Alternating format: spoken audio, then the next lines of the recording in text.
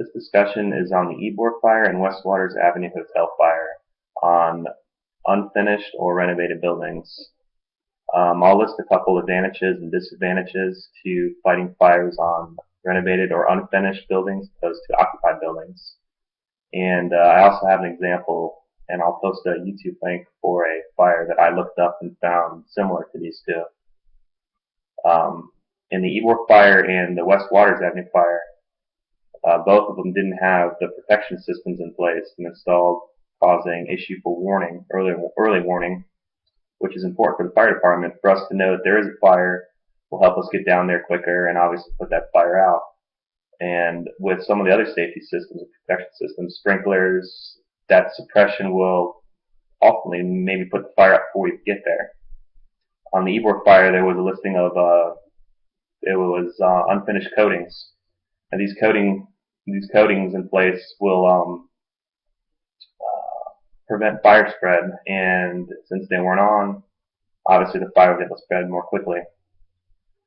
Let me explain some of the advantages. Some of the advantages of fighting renovated opposed to occupied, or unfinished opposed to occupied. Less fuel load. Less fire load obviously means less to burn, and it won't be as big as a blaze. Unfinished buildings aren't going to have the furniture in place and all those things that an occupied house would have. So that could be a good thing in fighting a fire like this. The only kind of risk in that kind of fuel load is maybe stuff that the construction crews left behind, but there's not going to be that heavy warehouse full of stuff fire load that could cause a bigger issue and a lot longer time on that scene fighting that fire.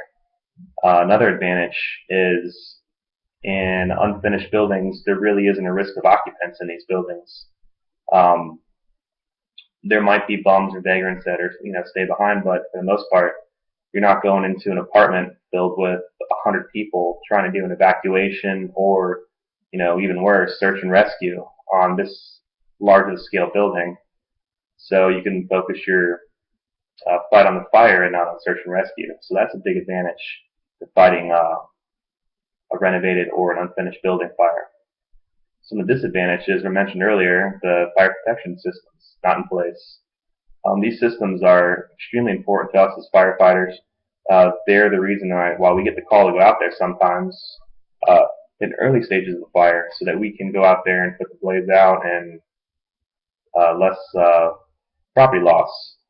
The sprinkler systems, like I was mentioning, those going off, they're going to obviously suppress the fire, and that will also aid in the protection of the property and life. No disadvantage.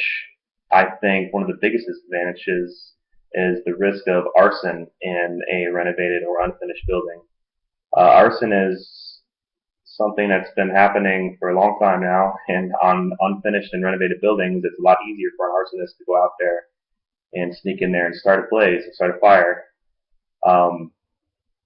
A hotel or an apartment, something that large, is obviously going to cause a lot of manpower to put that fire out, and also it's going to be a lot easier for them to get into a structure that size, whereas you can't have eyes on all sides of that structure to protect that building from being set on fire. I really don't have experience on renovated or unfinished buildings. I haven't had a fire like that, but I had a similar fire actually a couple shifts ago on the Blackstone Grill in Zephyr Hills.